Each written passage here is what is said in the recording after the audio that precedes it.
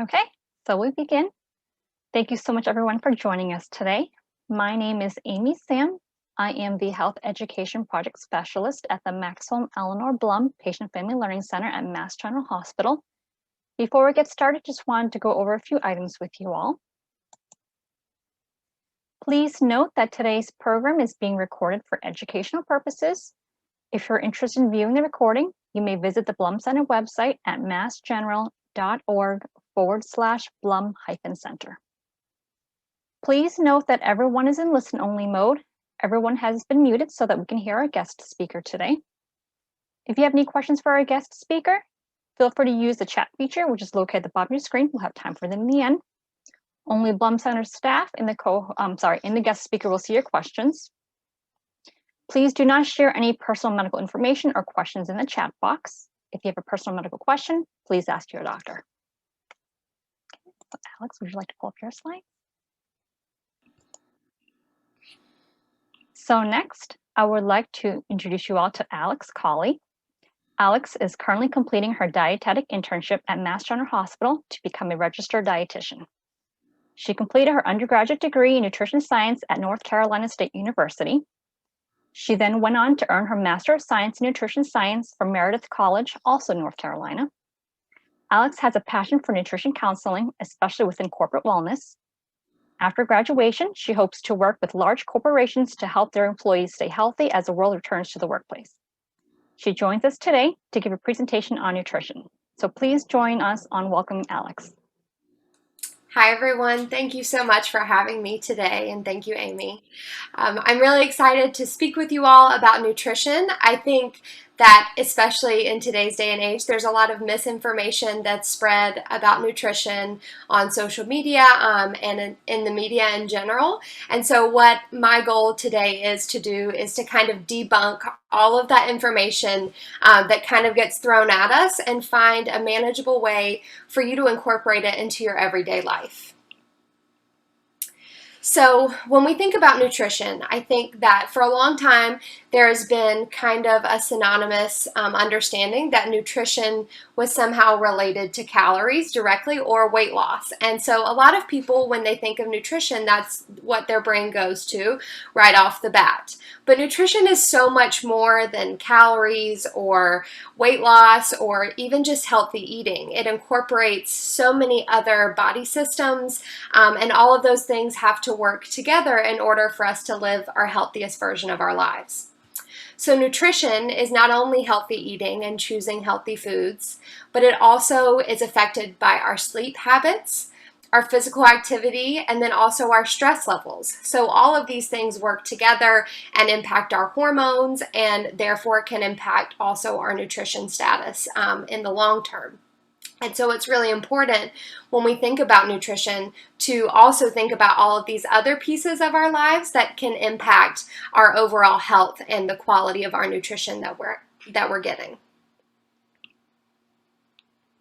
So when we think about steps to a healthier diet, I want to kind of take today to introduce a mindset shift away from calories and numbers on a scale and shift that focus to a nutrient focus. So rather than thinking about the lowest calorie options or eating as little as possible, which was, kind of a belief and a fad in the past, we're going to think about the foods that are going to give us the nutrients that are going to help prevent chronic disease, help improve the quality of our life day to day, and overall improve our health.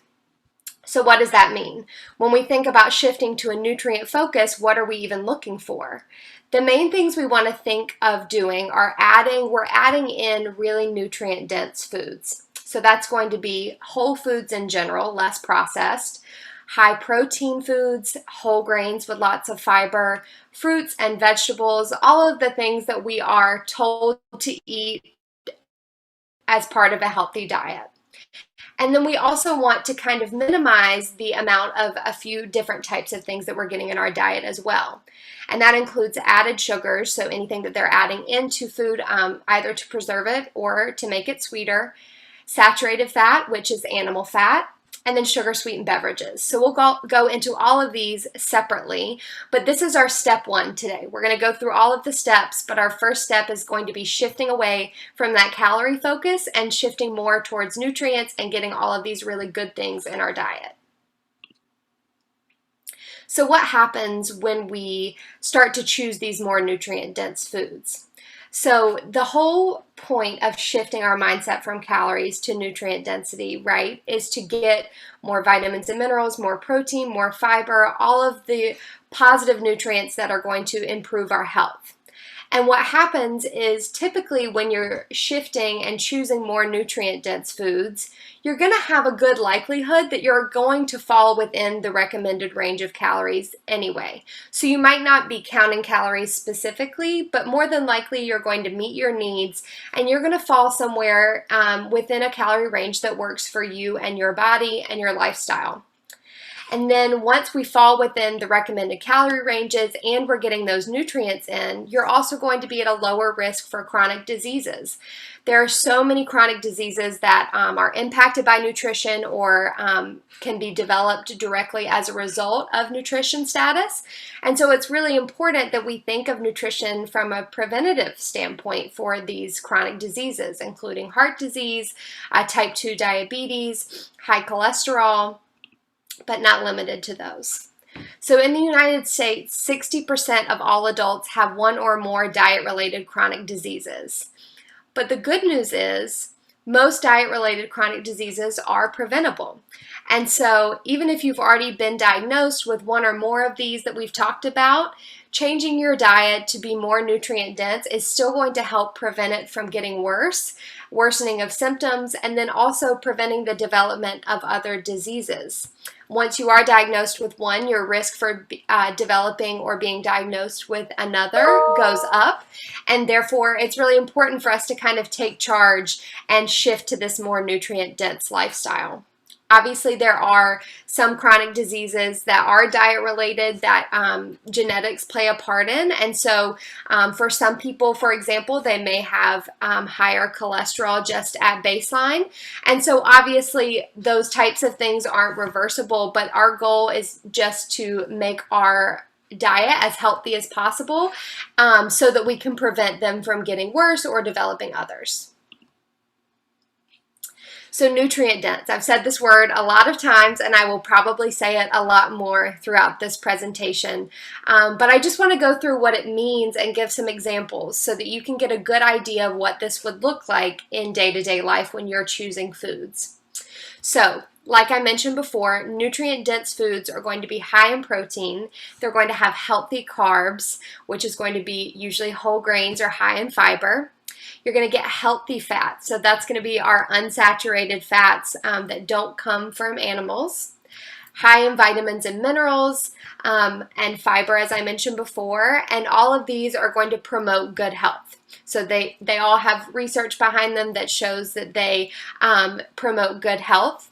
And so then we're going to look at the things we want to be a little bit lower in and just kind of compare the two and try to balance them out as much as we can.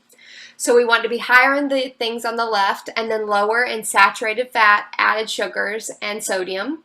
These have all been linked in the past in research to higher risk for developing those chronic diseases that we discussed. So that's why we want our diet to be a little bit lower in those things.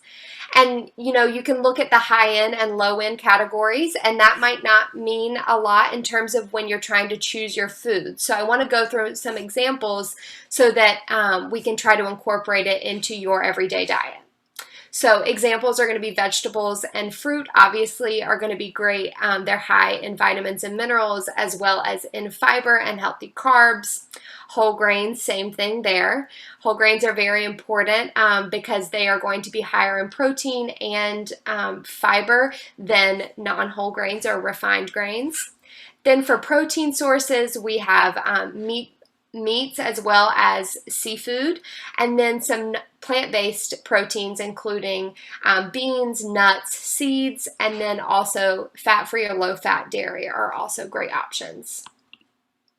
So what I want to do next, when we think about step one and choosing more nutrient-dense foods, I want you to go through, as we go through these next few slides, we're going to kind of play a game, and I want you to think about the options and think about which one you would choose if you were trying to choose a more nutrient-dense option. So here at the top we have an olive oil, and then at the bottom we have a canola oil and a vegetable oil. So just take a second and think about, if you're trying to choose the most nutrient-dense option, what you would choose.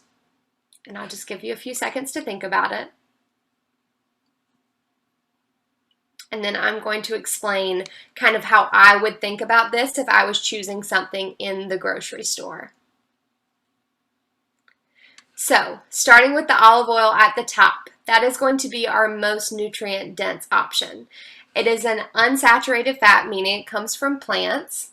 It's great for heart health. It's been shown in lots of research studies to benefit our heart health, and it's very minimally processed. So our olive oil is going to be our best choice. But it's not the only good choice. And I think that sometimes that's what we miss when we see social media and media posts about the new hot item, is that there's not always just a one choice that you can make that's a good choice for your body or for your family.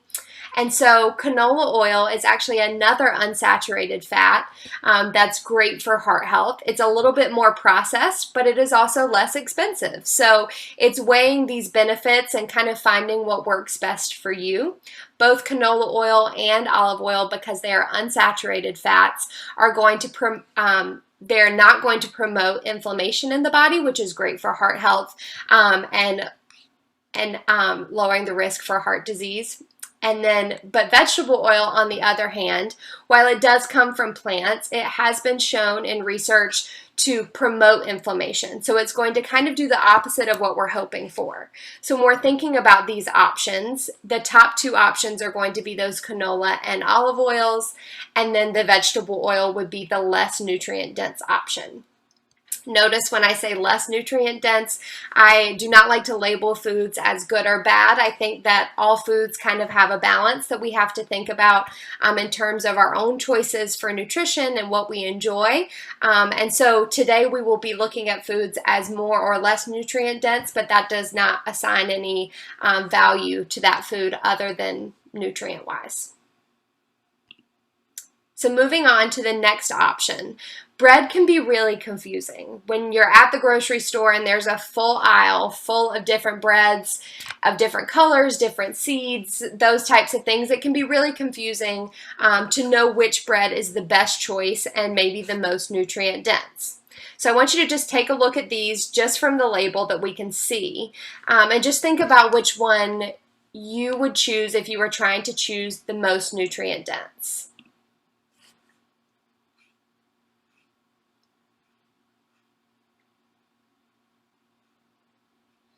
While you're thinking, I'm just going to answer a few of those questions.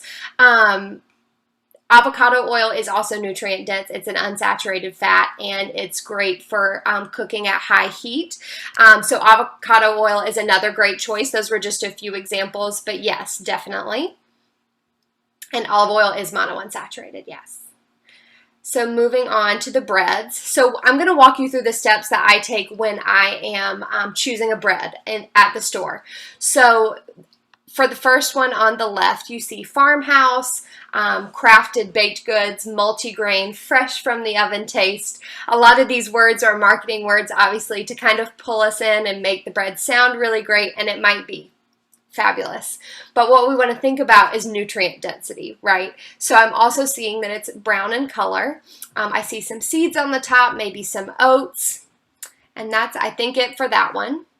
So then we're going to look at the one on the right. So what do we see on the label on the right? We see 100% whole wheat.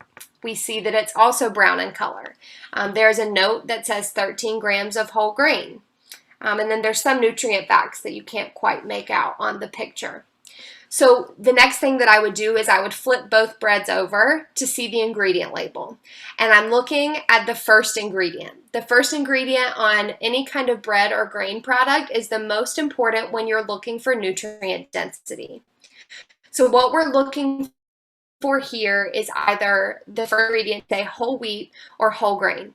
And the reason why we want the first ingredient to say that is because that is the ingredient that is highest in weight of all the ingredients, meaning the majority of that bread is made from whole grain or whole wheat. So if you were to flip these two breads over, the farmhouse bread on the left, the first ingredient is enriched wheat flour, and the one on the right is whole wheat flour. And so what's the difference between enriched wheat flour and whole wheat flour? We hear the word wheat, and I think it's a positive, but we don't necessarily know the difference. So basically, when you think about wheat as a whole, what happens when they process wheat is there's 4 layers, and the germ in the center is going to be the highest in nutrients and protein, vitamins, and minerals. And then you have the endosperm around it, which is higher in starch. It's fluffier. It gives a little bit of vitamins and minerals as well.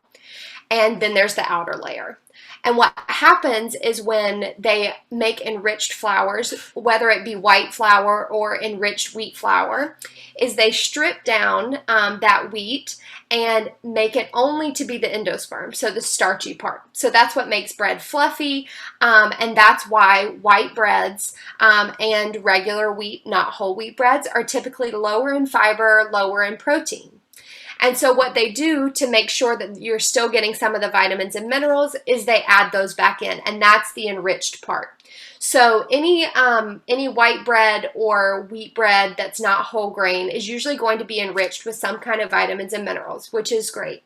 What they usually don't add back in is fiber or protein. So you're missing out on that inner part of the wheat, the germ, that's giving you that fiber and protein.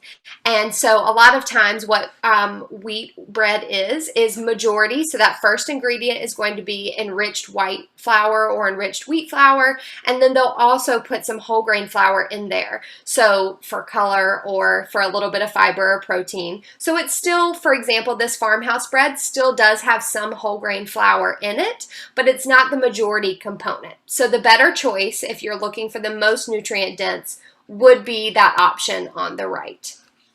And that's my process that I go through with breads. And that goes for any kind of grain product. So if you're wanting to buy a whole grain pasta or whole grain crackers, that first ingredient trick will always do it. Even with, if all the marketing is confusing, you can always use that trick and you'll know whether it's a whole grain option. All right.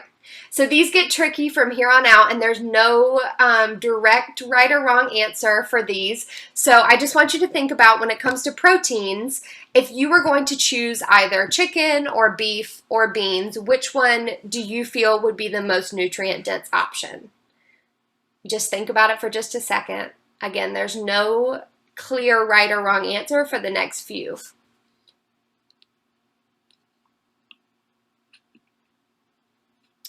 All right, so I'm going to walk you through my thought process for each of these as well. So starting with chicken in the upper left-hand corner.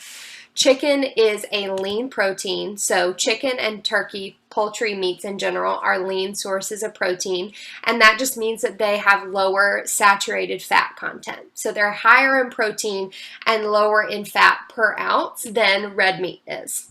Lean meat is a really great option for getting high amounts of protein in a really healthy way. You're also getting really good flavor from a lot of these, and you can cook them in a lot of different ways. They're very versatile, but a lot of times I think it's always promoted in like chicken breast is the healthiest thing to have, and you can cook chicken in a lot of different ways. I always recommend, some people really like to buy the bone-in chicken because it is going to be have a little bit more flavor from the bone. Even buying the skin on chicken, cooking it with the skin and then removing it can be a good way to kind of alter maybe your current way that you cook chicken and make it a little bit healthier. So it's all about, again, making those choices that are going to make things that you already have and things that you already enjoy just a little bit more nutrient dense. So dark meats of turkey or chicken are going to be a little bit higher in saturated fat. That's why they're usually juicier and have a little bit more flavor, but they're still lower in saturated fat than red meat. So then moving over to our steak on the right, beef is obviously going to be a red meat as well as pork. Because it is higher in saturated fat, the recommendation for beef and pork is to try to only have it about 1, 2, maybe 3 times a week, and that's just to limit the amount of saturated fat that we're having. But there are ways that you can get in leaner cuts of red meat that are still going to be great sources of protein, and if you're only having them a few times a week, it's certainly not going to harm your health excessively. So I think it's also really important to note that red meat is higher in B12 and iron. And so there's a lot of benefits as well to having, that recommended serving of red meat, and you don't have to avoid it entirely, especially if you really enjoy it. So finding those leaner cuts that have a little bit less fat can be a really great nutrient-dense way to enjoy those. And then lastly, we have beans. So this is just one plant-based protein option, obviously. But beans are a great source of protein, especially for those who are plant-based, vegan, or vegetarian, or for those who are looking to incorporate more plant-based meals into their diet. Beans are they're very nutrient dense because not only do they have protein, but they have fiber, vitamins, minerals. They're packed with nutrients. And so one might argue that this might be the most nutrient dense choice of all the proteins. But again, it's all about weighing those, your preferences and the nutrient density that we've discussed, and choosing the things that you enjoy the most. But beans are certainly a great source of not only protein, but some of the other nutrients that we've discussed as well. It is important to note that beans do have some healthy carbs in them. So when we're thinking about portioning, which we'll talk about later, that's just something to consider. All right, so now we're moving on to fruits. So fruit is obviously a great option. I've already discussed it a few times, but sometimes it can be difficult when we're seeing the different forms of fruit at the grocery to know which one would be the most nutrient dense. So up top, we've got some dried fruit, and at the bottom, we have frozen fruit. So just take a second again, try to think about if you were trying to choose which one would be more nutrient dense, which one you would choose.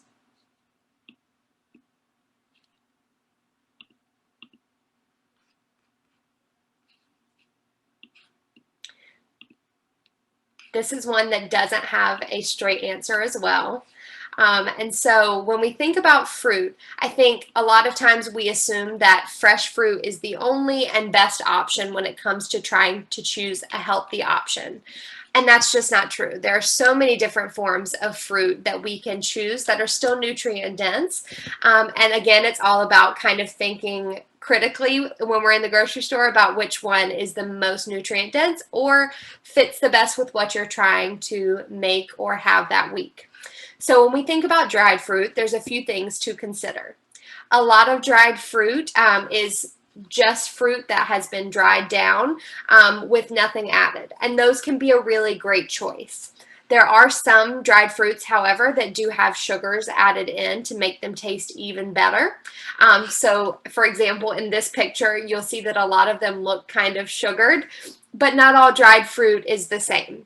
And so the first thing that I always recommend to look for is just checking that ingredient label, whether it be the nutrition facts label under added sugar, looking for a 0, or just looking on the actual label itself of the ingredients to see if any sugars, sweeteners have been added in. And the reality of it is, even if they don't add any sugar, they're still going to be sweet because they take a fruit that's naturally sweet and they shrink it down and condense it. So it's going to be, you're getting a little bit more per bite than you would if you were to eat the fruit in its natural form. So it's going to be a little bit sweeter than fresh fruit would be anyway. So with that, the concentration of the sugars and kind of shrinking the fruit down, the serving size is going to be something to consider when it comes to dried fruit. So the serving size for fresh fruit is somewhere around a cup, maybe a little bit more, a little bit less, depending on what what you want that day.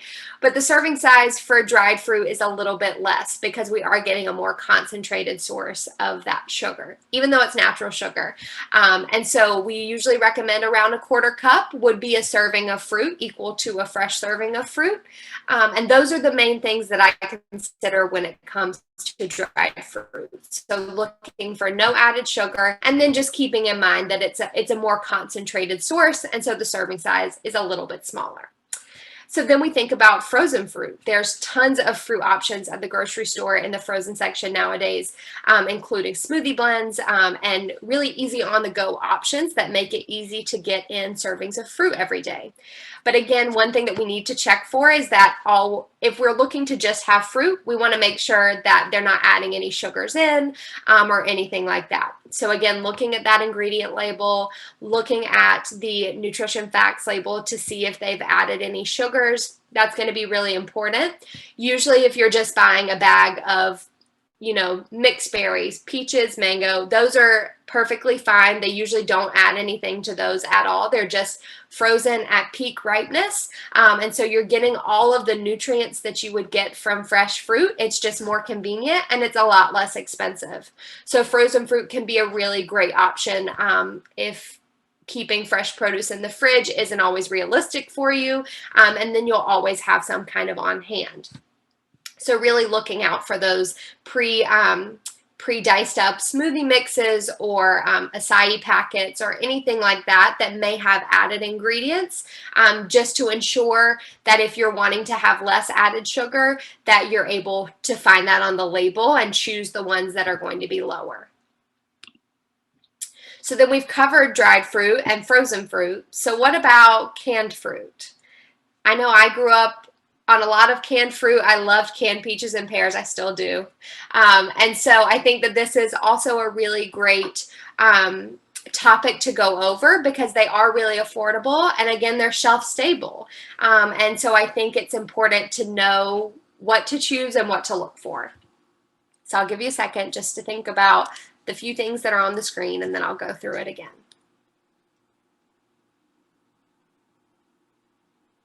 So when we think about canned fruit, very similarly to frozen fruit, what they do is they take the fruit at its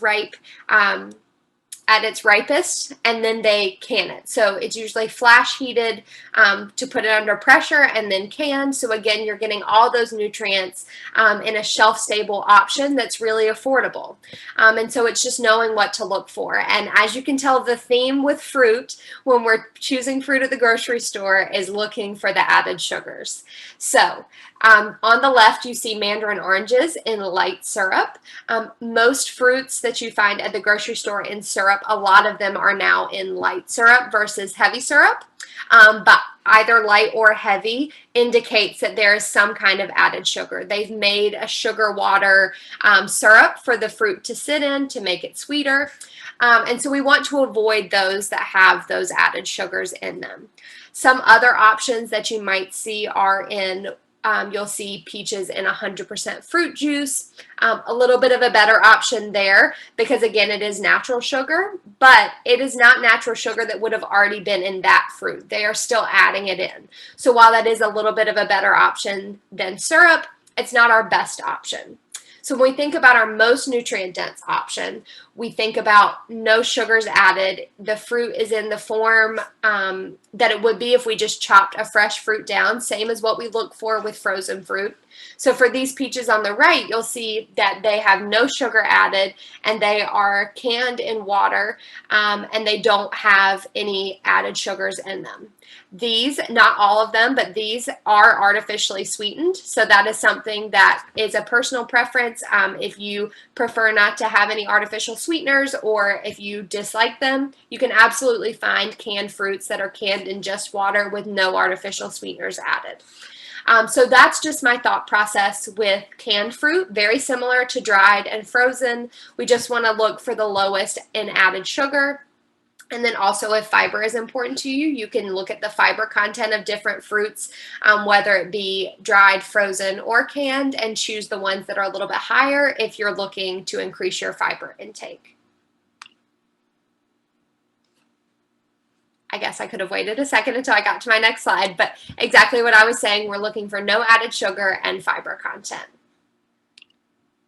All right, so now we've done fruits, we've done protein, we've done some healthy carbs. Now we're moving on to vegetables. So this one's kind of controversial. It can be kind of confusing, I think, from an external perspective. So when you think about fresh vegetables that are sitting on the shelf in the produce section versus canned vegetables, which one would you think is the most nutrient dense?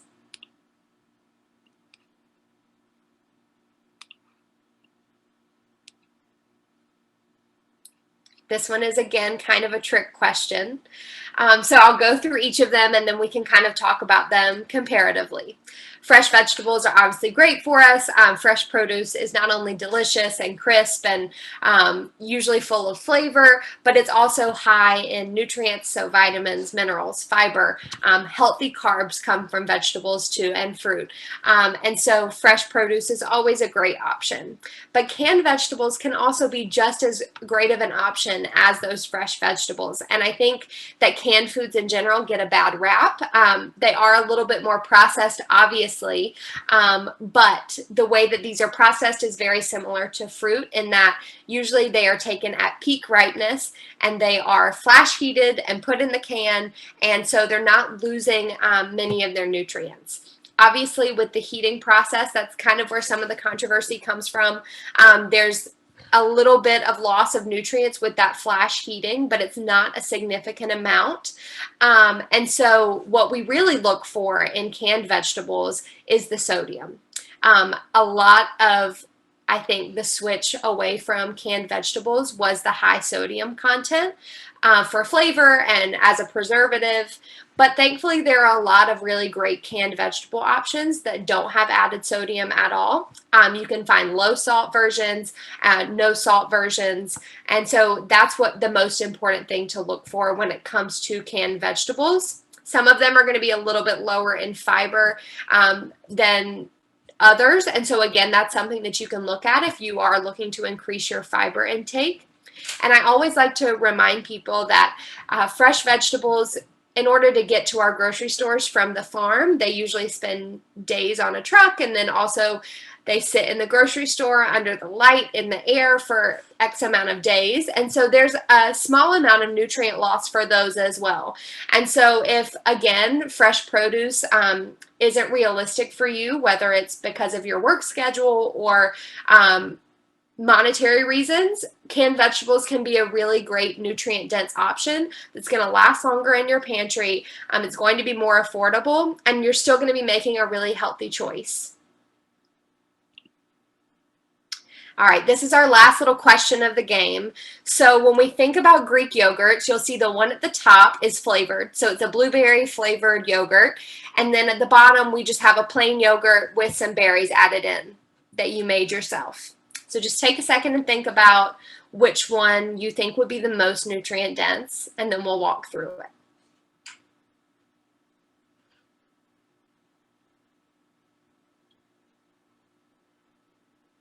All right, so I'm going to start with the reason why I chose Greek yogurt over comparing regular yogurts. Any kind of low-fat or non-fat dairy is going to be a nutrient-dense choice. It's high in calcium, high in protein, but the reason I chose Greek yogurt is it is a little bit higher in protein than regular yogurt. If you prefer regular, that is absolutely fine, but for this example, we're just going to go through Greek. So the main difference between these two, right, is the top has fruit already in it as the flavoring, and then on the bottom it's a plain yogurt that we added some fresh fruit at home too. And so this example is kind of the epitome of what I was explaining before about it's all about making personal choices when it comes to choosing things that are more nutrient dense. So the yogurt at the top, if you were to flip around and look at the ingredient label, it doesn't have any artificial flavorings. It has some real blueberries in the bottom, but it does have a little bit of added sugar. It's not an excessive amount. It's not going to be an overly sweet yogurt, but it does have a little bit of added sugar to make that like blueberry sauce that you would find on the bottom of the yogurt. So when you think about that versus the yogurt on the bottom where we've just added the fruit ourselves, there is going to be less added sugar in the choice on the bottom. But for some people, plain Greek yogurt is just not, they don't enjoy it, and they really do enjoy having the little bit of added sugar. It's real added sugar in the choice on the top. And so again, we don't like to label foods as good or bad. It's all about finding the options that are the best for you. And this choice at the top, even though it has a little bit of added sugar, might still have less added sugar than the yogurt that you were choosing before. So again, it's all about making a little bit better choices, a little bit more nutrient dense choices, and just having the knowledge to do so. So either of these could be a great choice. So now we've shifted our mindset. We know how to choose the foods in the grocery store. And now what do we do? How do we implement this into our life every day so that we are actually improving our health and improving our quality of life, right? So the first thing we want to do is think about variety. So when it comes to the fruits we're choosing, the grains we're choosing, the vegetables we're choosing, all of the things we just talked about, we want to get a variety of all of those things, because the more variety you're getting, the more nutrients you're getting. And if you eat the same things consistently every single day, you'd be missing out on a lot of those really great nutrients in those other foods. So the best example of this is that different fruits and vegetables of different colors have different vitamin and mineral content. And so I'm sure you've heard, orange and carrots and bell peppers is great for your eyesight.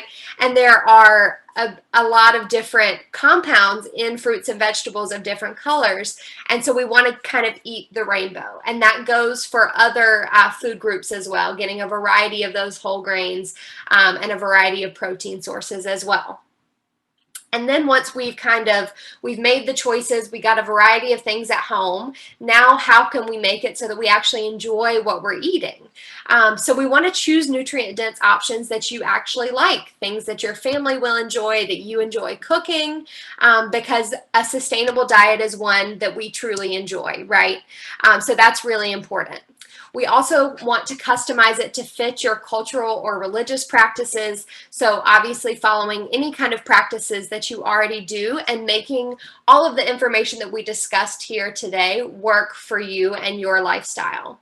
And then, as we've discussed a little bit before, also customizing to fit your budget. And so finding those really nutrient-dense options that are a little bit lower in cost. So day to day, my biggest recommendation when we think about portions is we're focused on nutrient density, so we're already choosing healthy foods. So now we just have to balance out how we're making our plate. So the rule of thumb is about 50% of your plate would be fruits and vegetables. 25% would be protein-rich foods, so whether that be lean meat, plant-based protein, lean dairy, nuts, seeds, all of those options. And then 25% is going to be those fiber-rich carbohydrates. And we'll go through each of these a little bit more in detail. So that's in one meal.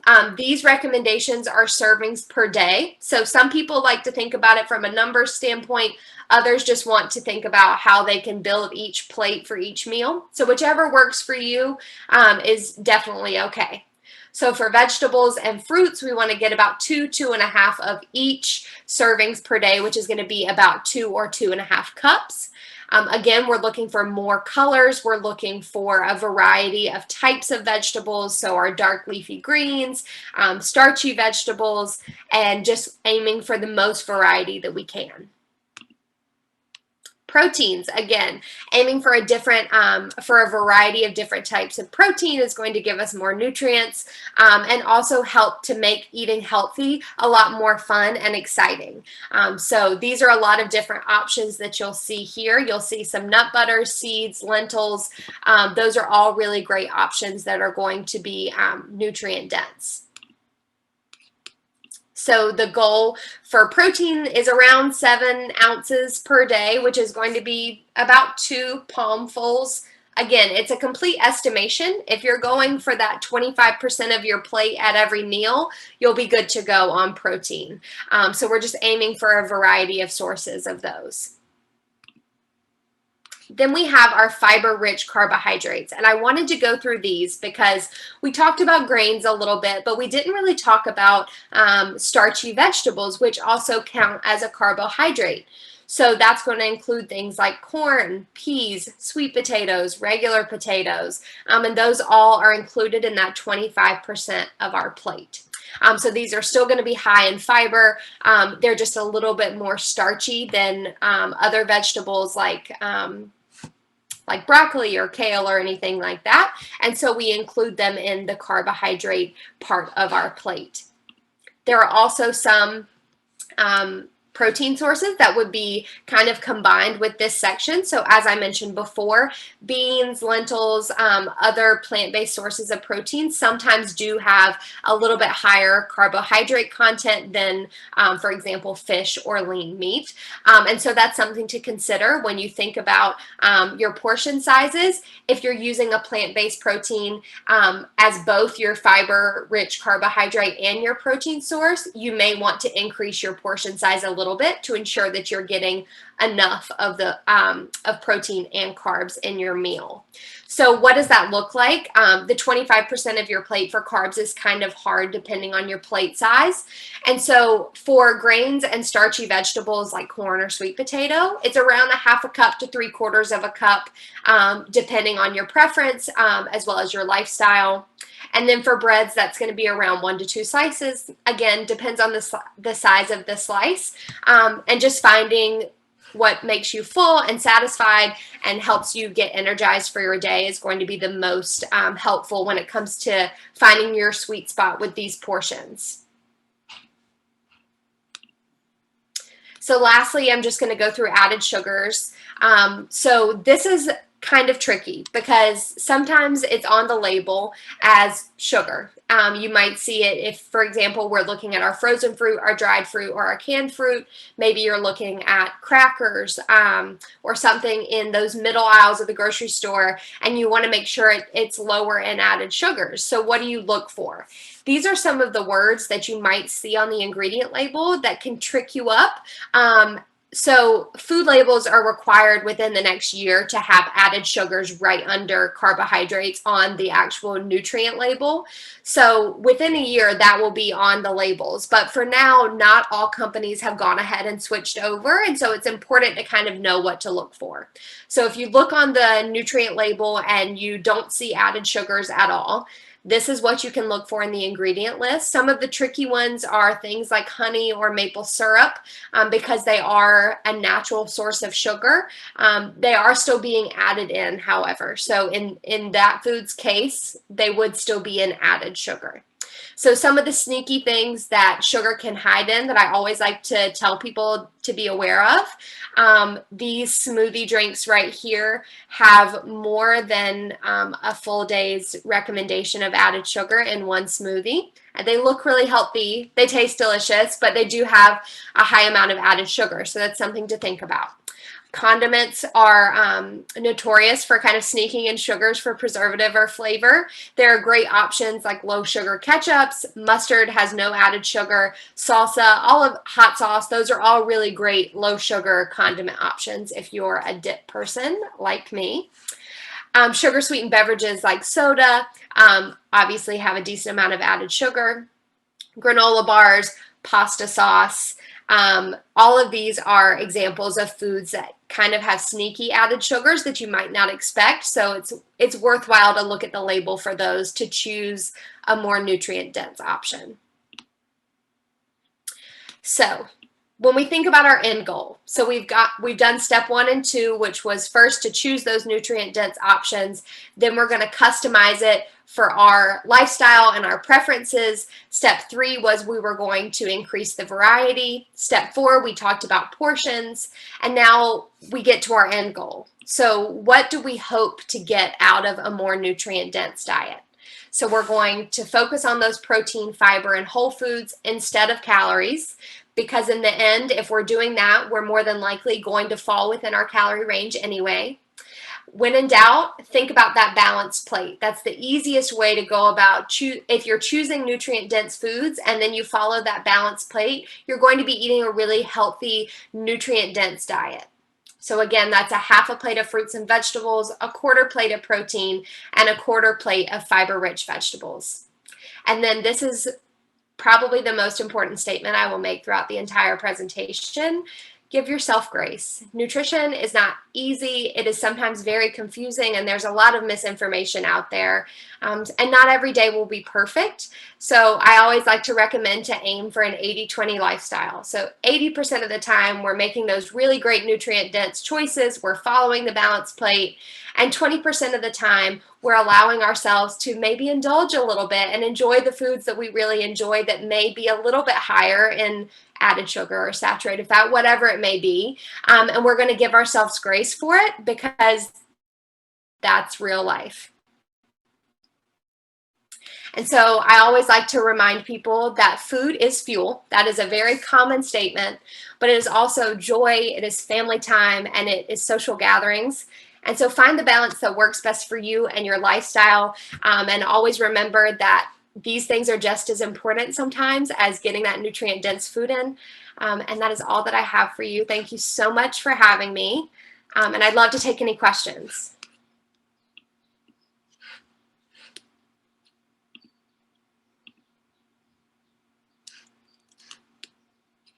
Oh, Amy, I think you might be. Okay, sorry. Thank you so much, Alex, for a wonderful presentation. Very helpful. I love how you're not food shaming. It's all about finding that perfect balance that works for everyone. Absolutely. So now we're at the end of the session. If you have any questions for Alex, feel free to enter them in the chat box. And I see that we have Anne and Emily who are joining us today. I don't know if you want to take a moment to introduce yourselves.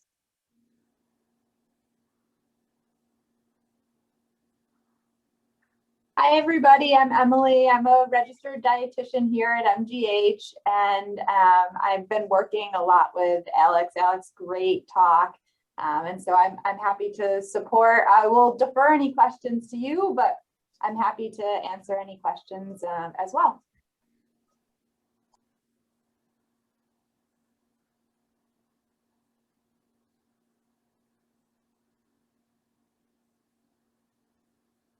Okay, so why don't we move along to questions?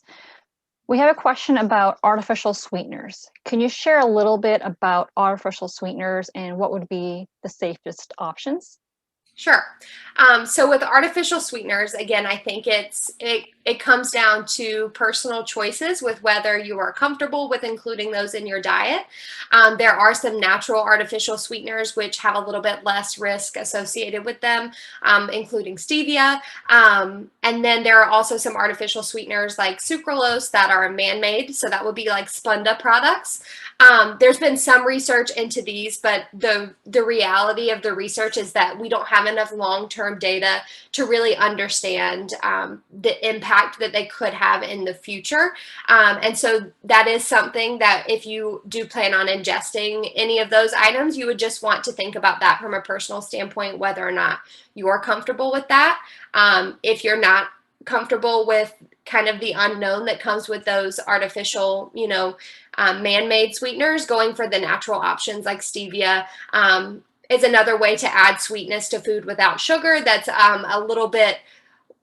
could feel a little bit less risky for you. Thank you. Yeah.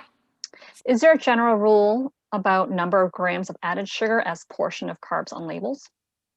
So it depends on, we kind of think about it from a daily perspective. So the recommendation from the American Heart Association is different for men and women. So it depends. But for women, I believe it's around 28. And for men, it's a little bit higher. It's in the mid 30s. And so usually it kind of depends on what the rest of your day looks like.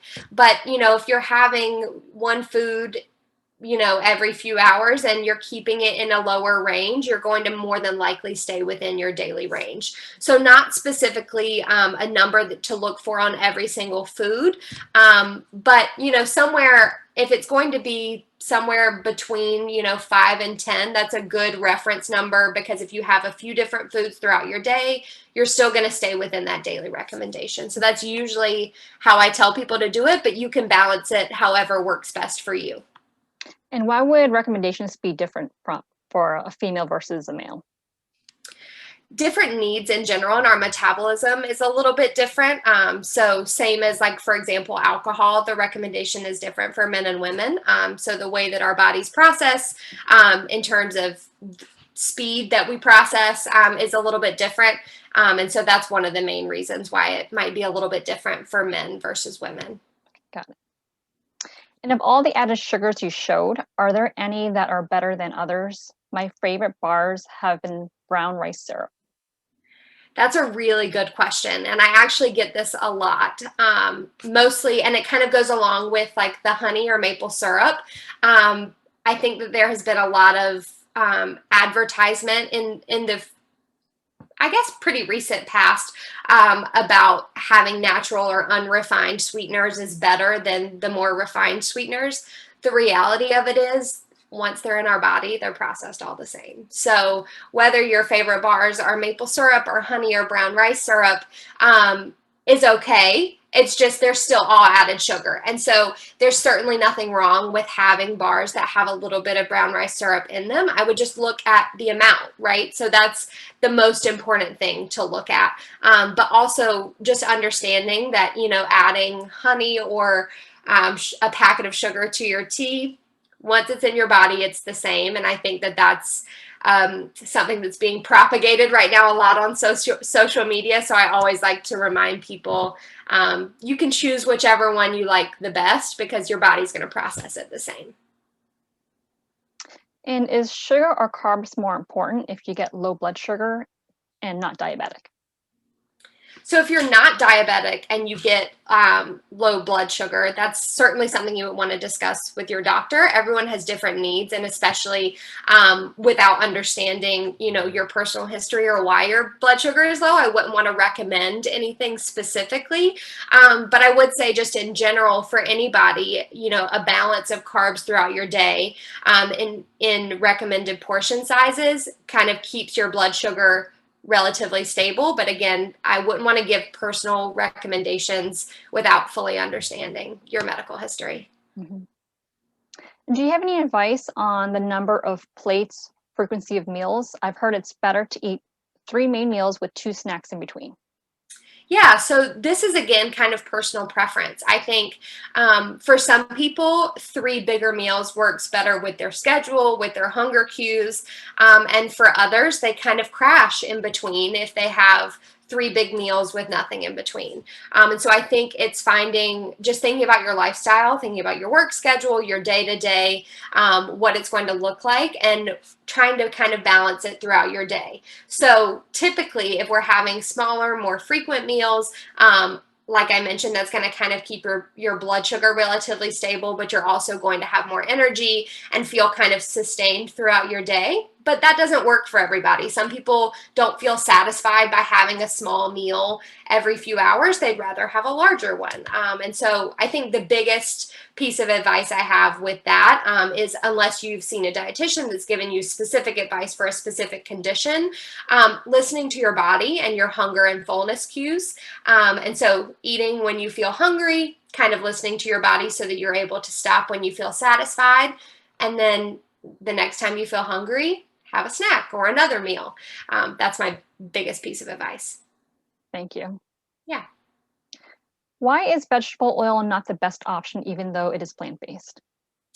So that really comes down to its inflammatory properties. So while olive oil and canola oil and some of the other heart-healthy oils are anti-inflammatory and kind of promote good heart health, vegetable oil, through its processing, and it's a combination of a bunch of different types of oil together, makes it inflammatory. So it's if you had it in large quantities, you're at a higher risk for developing things like higher cholesterol and heart disease and the plaque buildup in your arteries versus those other oils. Mm-hmm. And what are your thoughts on keto diets? So the keto diet, again, another really popular kind of fad diet in the recent years.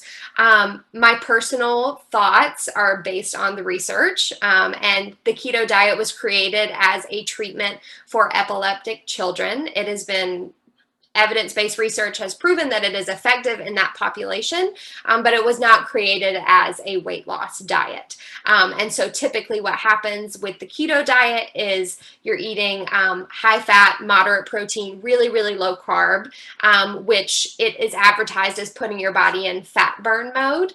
But essentially what happens is you see initial weight loss that's water weight. So you kind of drop your water pretty quickly. And then anytime you come out of ketosis or you eat a little bit too much carbs, your body has to start that process all over again. And the reality of it is it's not very sustainable for a realistic lifestyle day to day. And that's one problem with it. And the second problem is I think it promotes choosing foods that aren't nutrient dense. And so you're promoting, having things that are higher in saturated fat like beef, bacon, butter, things like that that are okay in moderation, but on that diet, you're eating them in extremely high amounts. And you're not getting a lot of those vitamins and minerals and fiber that you do get from healthy carbs. So that's kind of my thought on it. I think it's kind of an extreme diet that's not necessary to see health benefits. I've heard there's controversy about canola oil. I'm not sure if they think it's GMO related or something else. Any thoughts on that? Yeah, so canola oil, kind of the controversy around canola oil is related to the processing. So with olive oil, it's usually just straight olive oil. It's pressed and that's all it is. And so it's very minimal processing. With canola oil, the process that they use to get the oil is they use a chemical property to kind of express the oil. And so there has been controversy around that because some people like less processed foods in general and don't like that they don't understand the process that it goes through in order to be created. There's been research, however, into this process. The chemical that they use are called hexanes, and the process that they use, the research has shown that the amount of hexanes that are found in the oil afterward is so minimal that it does not affect, it's not significant enough to affect your body or affect your health. But that is the controversy around it, which is why I always like to remind people that even when you're choosing between two healthier options, it's always a trade-off and kind of always up to your personal preferences. So if you'd rather have a less processed option, olive oil is a great option, avocado oil, any of the other options. Thank you. Going back to our conversation about number of meals, snacks, and, hunger cues, what are some signs of hunger? Yeah, absolutely. So when we think about hunger, obviously we think about our stomach growling, but it could present in a variety of ways depending on your body or your schedule. So sometimes, and for different people, it may present in different ways. You may feel fine and then all of a sudden it kind of hits really quickly and you feel like you need something right away. Other times it may kind of build over time, and this could be different every single day. But I think, obviously the physical feelings of hunger in your stomach is growling. Hearing your stomach growl is obviously a sign of hunger, but also sometimes people will get headaches. You might feel cranky or really tired. And I think those are just as important to acknowledge because food is giving us energy, right? So if you're feeling really tired and you haven't eaten in several hours, that could likely be the reason. And so when we think about choosing foods that are kind of get us through that gap, foods that are a little bit higher in protein and healthy fat can kind of help get you a little bit further if you know you have a little bit longer before you can eat. But those are the biggest signs. Thank you. Yep. One final question. Why does it seem like people who give up drinking alcohol lose a lot of fat? Yeah, so I think that really comes down to alcohol has calories. And that's something that I think unless you've heard it before or learned about it before, you don't necessarily think about when you're having it. It is a beverage. So beverages, it's a lot easier to ingest more calories in a shorter amount of time without really feeling full. So you can keep sipping and you don't necessarily feel the fullness cues that you would feel from food. And so we can have a lot more in a short amount of time. And so usually what happens when people stop drinking alcohol is they're just having less calories. So at the end of the day, they're going from maybe an excess of calories to a calorie deficit. And that's what's causing the weight loss. It's not necessarily the alcohol specifically. Alcohol also has a significant amount of calories per gram compared to protein or carbs. So it's more similar to fat. And so I think that is the most, the biggest reason why that typically happens. A lot of times also kind of a confounder with that is that if they stop drinking alcohol, they might also just start eating a healthier diet in general. And so that could also be another reason why they would lose maybe more weight than someone who already didn't drink. Thank you, Alex. So that's all the time that we have for today. Before we end today's session, do you have any final thoughts you'd like to share with the audience? I just want to thank you all for joining me today. This is my first big presentation, especially as an intern. And so I appreciate your questions and your sweet comments, and I'm just appreciative for the experience. Thank you so much.